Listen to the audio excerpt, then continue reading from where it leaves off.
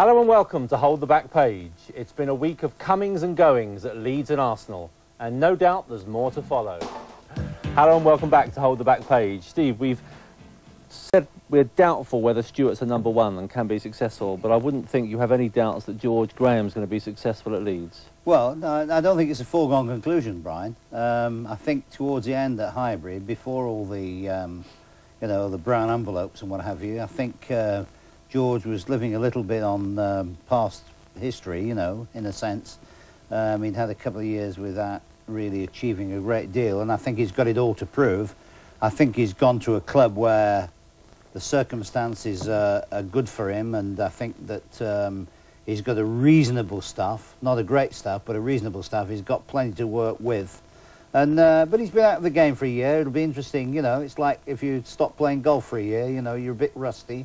It'll be interesting to see how he fares in the next month or so. The expectancy level will be high, Jim, won't it, because of his success at Arsenal?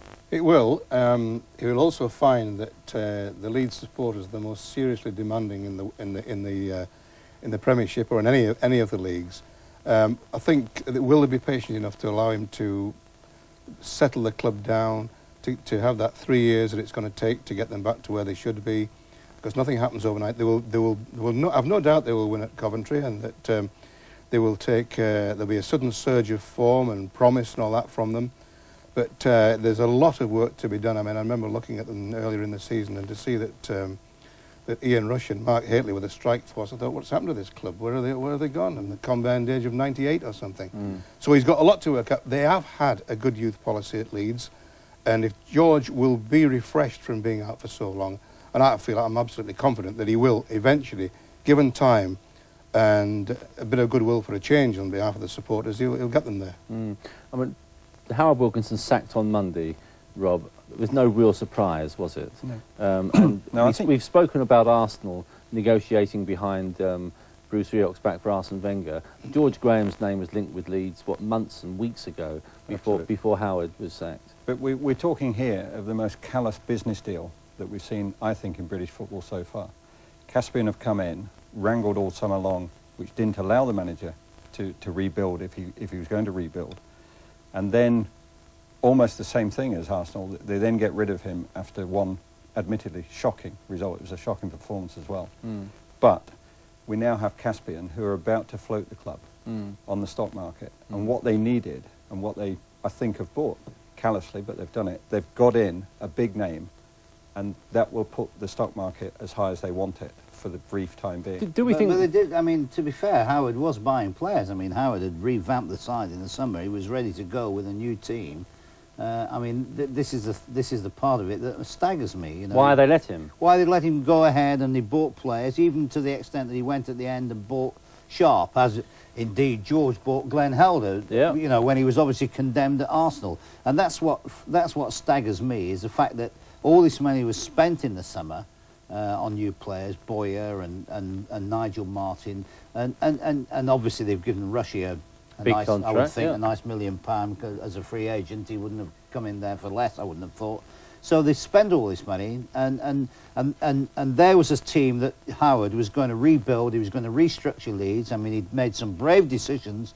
Sold McAllister, you know, who was the club captain, and then suddenly they pull the rug from under him. Well, it comes back to what I said initially. It's punter power. The fans have got him out, and the board, for all the money that Caspian may have put in, you've got weak people who will not support the guy. I mean, Howard Wilkinson has done great things at that club, including the Championship 2 or 3 years ago.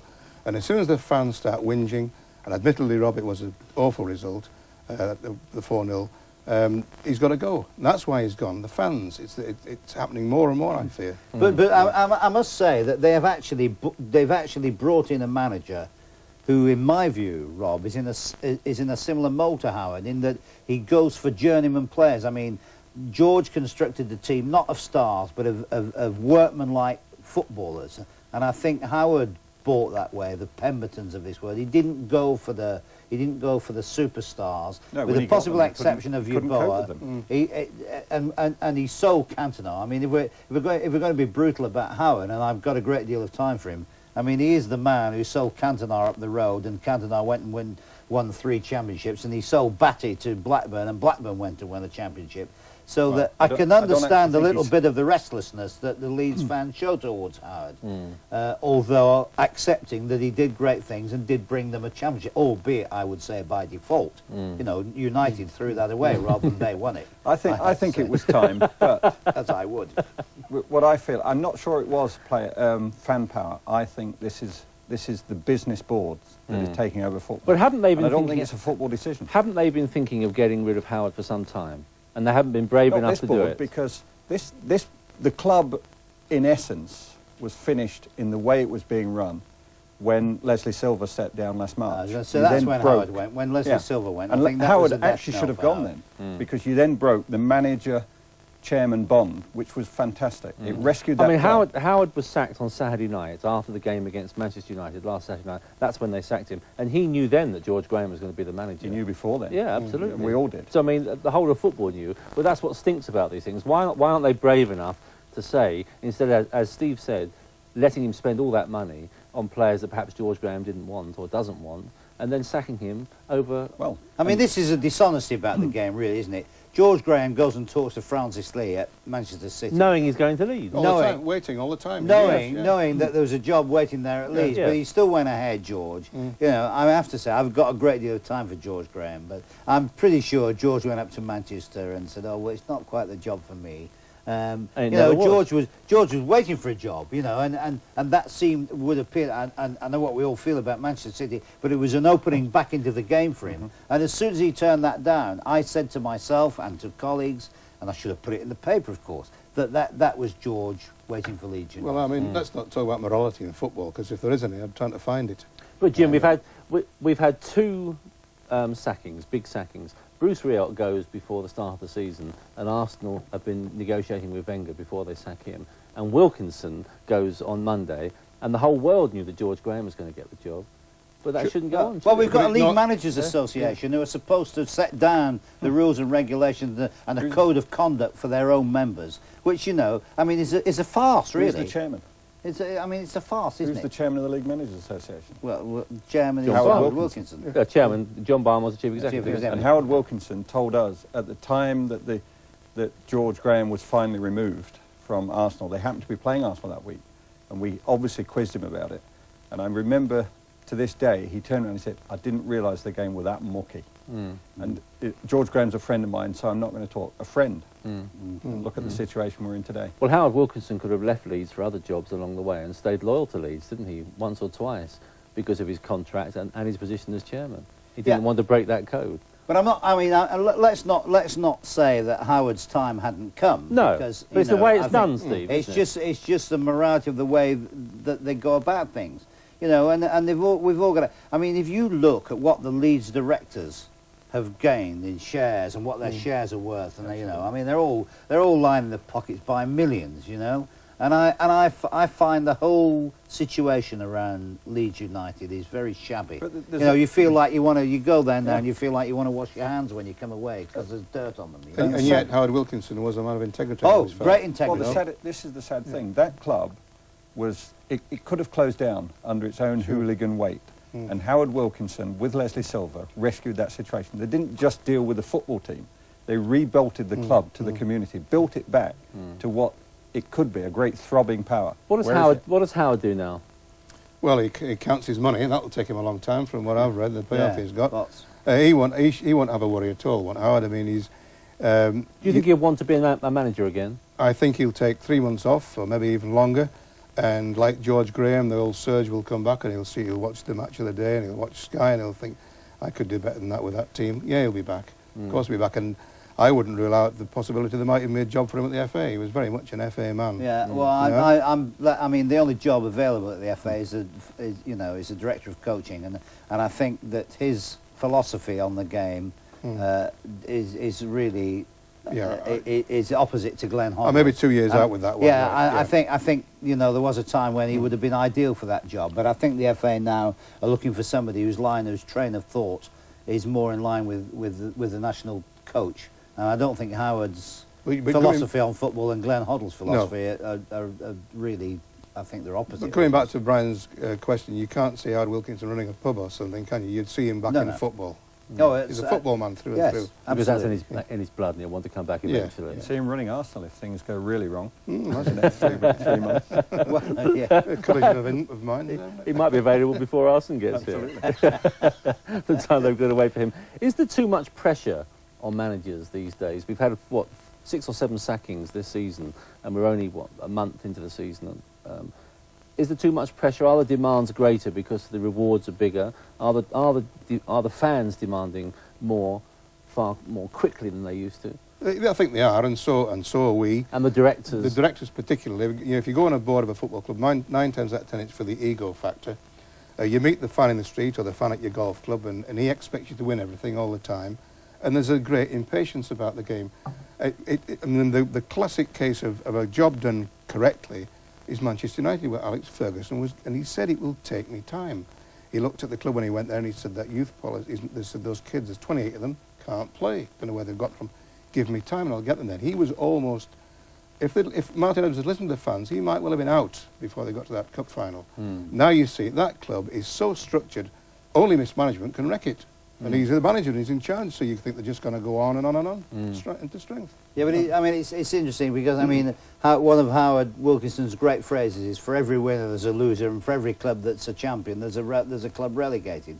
And at the bottom line, there is only one champion every year, and everybody else these days is deemed to be a failure, you know, and that, I'm afraid, is the harsh nature of the game. Yeah. And at the moment, you know, you're talking about a championships are contested between 2 or 3 clubs. So the rest really are actually deemed to be failures.